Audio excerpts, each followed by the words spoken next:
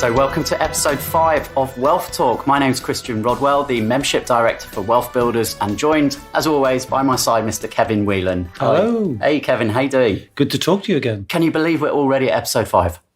5, wow. What have we covered so far? It's flown by. Well, let's recap, shall we? We looked at the intro first week, obviously, really giving our listeners a bit of understanding, backstory as to who WealthBuilders are. Yeah. And then we went into the 3 Ds. So I love the 3 Ds. Do you think people worked out who they were?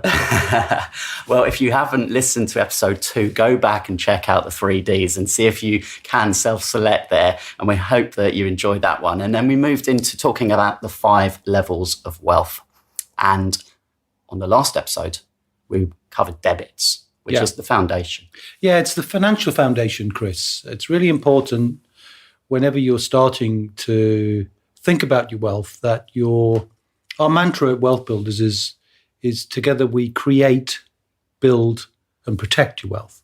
So the foundation really is the creation stage. If you remember, we talked about the debits, the debt, the education, the bills, insurance, and so forth, ways to save money and then put that money to work. So when you save money and then make it work to create wealth, you're in the creation stage. But that's only half the foundation, Chris. You know, there's a second half of the foundation, which is absolutely critical if you're going to then come above ground and really accelerate building wealth, not just make a few savings and make a small difference to your monthly outgoings. And what is that area, Kevin? Well, that's mindset. And it's an often said thing, isn't it? Get your mindset right. But I think it's really important to focus on some of those areas of mindset. And maybe we'll start with some of those that you picked up in your book, which I thought were great.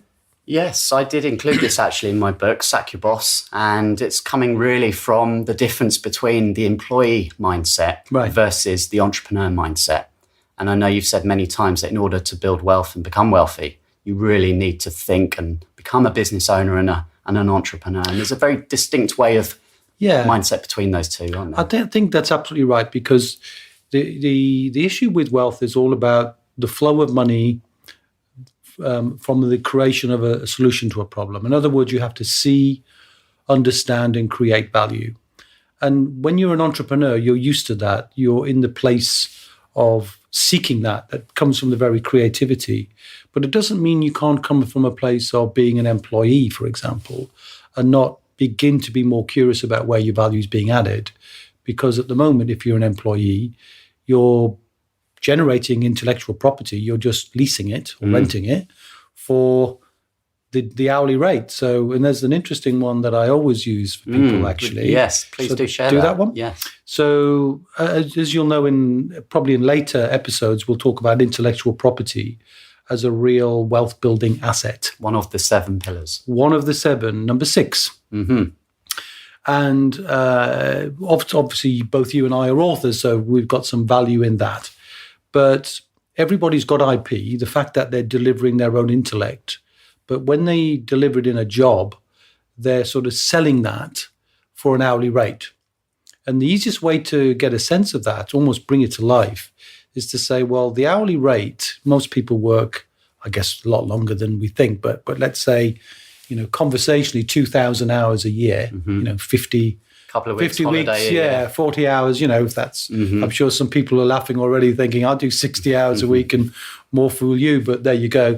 So 40 hours a week, 50 weeks, 2,000 hours. So simply then, if someone's got a salary, you can work out the hourly rate by simply taking the salary and halving it. So if someone's on 50,000, it's £25 an hour. Yeah. If they're on 100,000, it's £50 an hour. Yeah. So you know the value of your IP, but you're getting paid for it in a kind of an hourly capacity. And another point to mention there, that's the before tax, and employees are taxed at the highest rate. Oh, yeah, that's another point, actually. But we're maybe diving into a whole new subject. We're getting ahead of ourselves on tax. Let's pull it back to the mindset here. Yeah. And I know there's another term which I just would love to explore, and that's what is the difference between an entrepreneur and an entrepreneur? Okay, so an entrepreneur is somebody who is creative generally. They take an idea and they're creating more value. They're getting leverage from turning the performance of an asset from one level to a higher level. And they're doing it normally in the confines of a business. And that's pretty easy to see. So most people think about entrepreneurs as business owners. But an intrapreneur is somebody who works inside a company, could be an employee. And instead of seeing themselves as the employee, craving more security, let's say, and maybe we can touch on that, what they're doing is seeking to be and imagine they're a team player, trying to create the highest value they can for the very team they're playing for. So like a footballer, we just had the January transfer window, right? So you're seeing footballers change from one team to another. And changing jobs is a bit like that. So if you focus on creating great value, then that value can lead you to a number of things which can help your wealth. One is you become so indispensable, you get a higher pay because you're just doing outstanding pieces of work. Two, you could, if you really thought about it, is if you had enough of a solution-based mindset inside the job, you could go to your employer and imagine a conversation that says something like this: Chris, I've got this great idea. I've been working here for a little while and, I've had awards and you told me how good I am, but I've got this idea, and this idea is going to save the company £500,000. Now, if I could apply that thought and bring it to the company, could I have a teeny tiny little bit of that? Or the other way around, I can see a market that I've just discovered by thinking about it, and that might create another £1 million in sales for the business. If I could orchestrate that and be part of that, and could I see myself getting a teeny tiny little bit of that? So it's just Absolutely. Being bold to focus on your value instead of craving security, which is what most employees tend to rely upon. Which again just comes back to this way of expanding the way you think and thinking outside of the box, really challenging.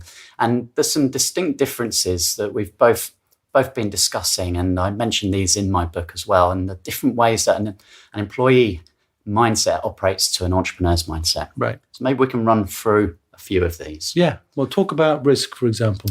Well, I think an employee, they have more of a craving for security, whereas an entrepreneur really craves the freedom. Yeah. So it's being a more risk averse, worrying about, what happens if I lose my job, and actually, that could be one of the most risky places to be, because if you're simply relying on one source of income from an employee and you were to walk into your job tomorrow and that job was no longer there, that's surely the most risky place to be. Well, I think so too. And, I think with the uncertainty we have in the economy right now, just look at what's happening in car plants and places like that. Job security is really likely to plague a number of different people in the economy, and it's never a great place to be. One of my friends, a guy called Mark, who uses the term a lot, he says, what I love to be, as he's an entrepreneur, is in control of my personal economy. Mm-hmm. I think we heard him say that just this week.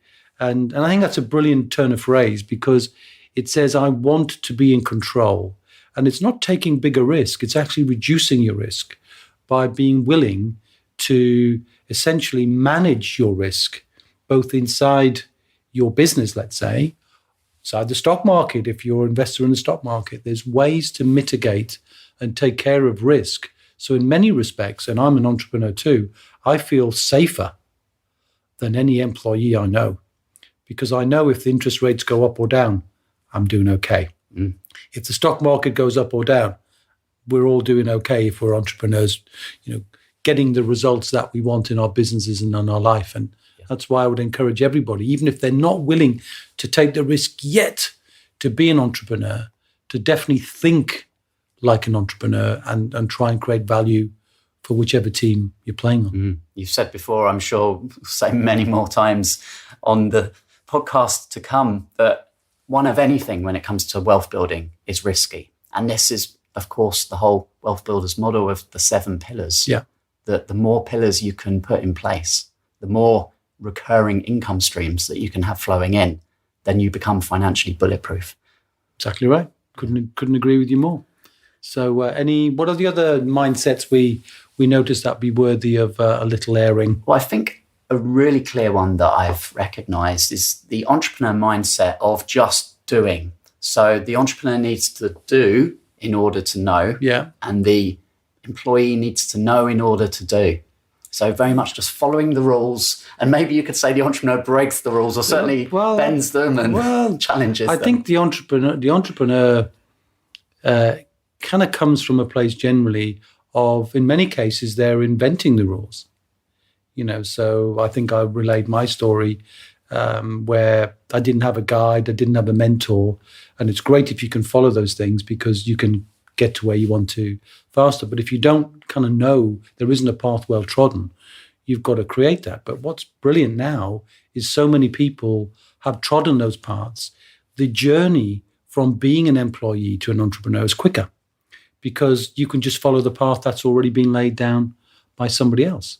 So, and the Wealth Builder community is all about that and connecting people who are ready to look at different ways of exploring the entrepreneurship. And let's be clear, Chris, we're not saying to people, go sack your boss today. No. We're saying think about ways you can add value in your firm, in your job, but find some time, create some leverage of time. And we talked about podcasts being a way to get information and multitask on those things.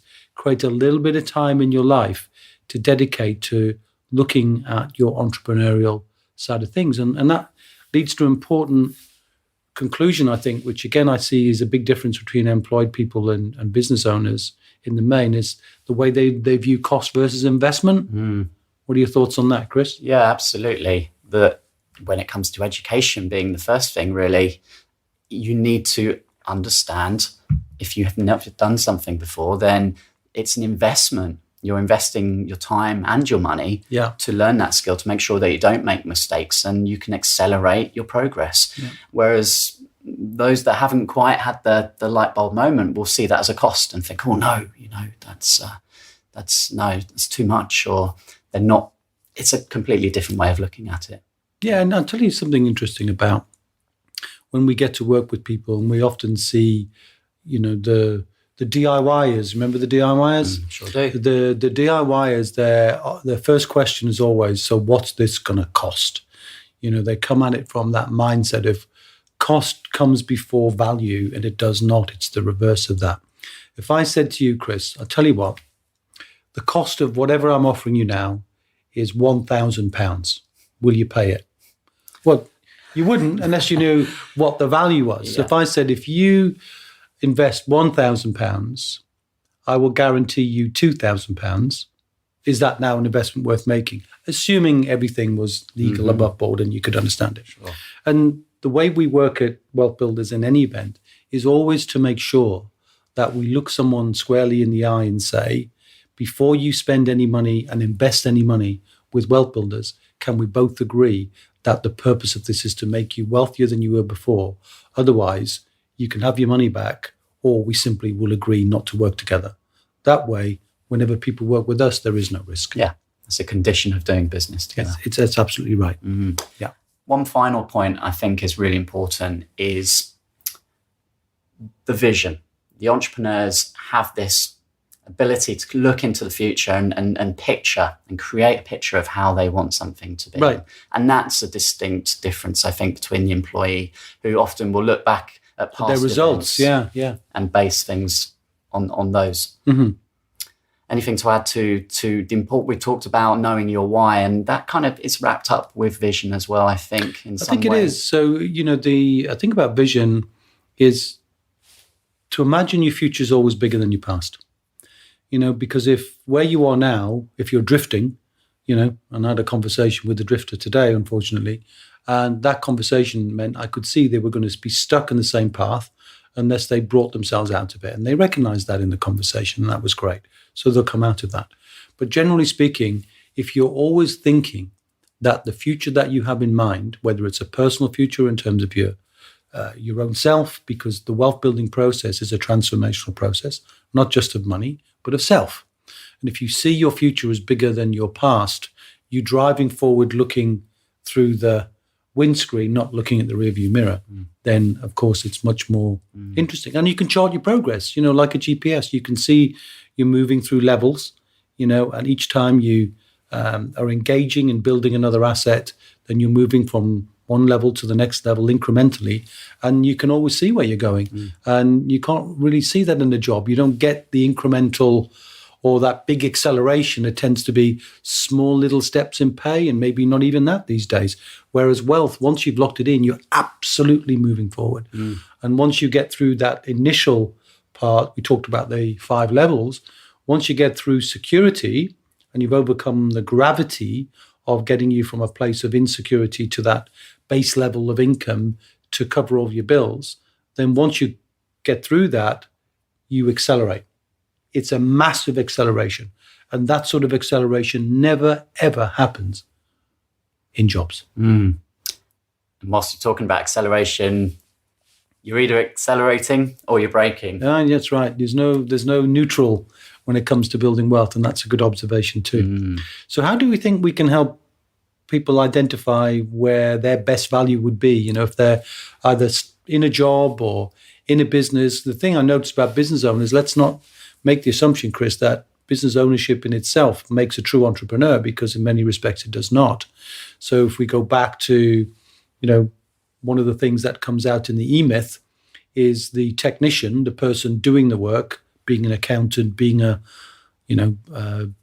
hairdresser, whatever it would be, they tend to do the job of what they were doing in their job, in their business. And suddenly, instead of having just the one thing to focus on, because their employer took care of the payroll, their employer took care of all the other things, now they're inundated with many tasks, and not always the tasks they want to do. So it's really important that people stay true to what's their best way of adding value. And there's a tool we use to help people get that value, isn't there? There is. We've talked about it already on the podcast in previous episodes, Wealth Dynamics, which we're both very big fans of. We see the value. I put all of my clients through that as well. And it's an online test which takes about 20 minutes to take.